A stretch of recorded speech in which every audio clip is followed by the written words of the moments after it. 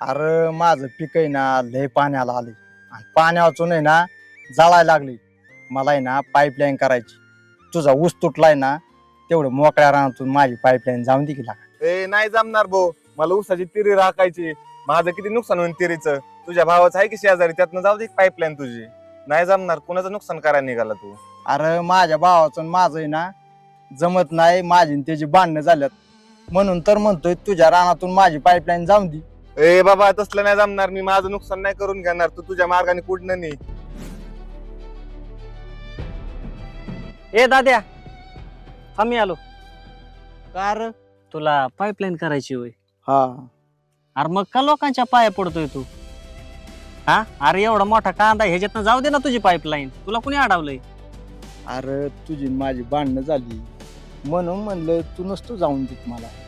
अरला का तू माझा भाऊ आहे का कोण आहे? हा अरे आपल्या बायकांची भांडणं झाल्यामुळं तर आपण वेगळं राहिलोय.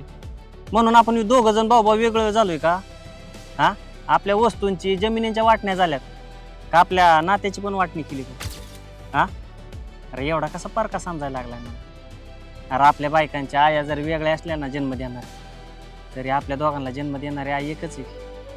हा अरे मलाच कस तरी वाटलं मगाशी तू त्याला म्हणतोय माझी पाईपलाईन तुझ्या रानात न जाऊ दे. अरे माझ्या रानात न जाऊ दे तुझी पाईपलाईन. तुझं पीक जर उभं जळत असं माझ्या डोळ्यासमोर तर होणार नुकसानला का माझ्या भावाचं काय माझं काय वेगळं आहे का? अरे कशासाठी असं?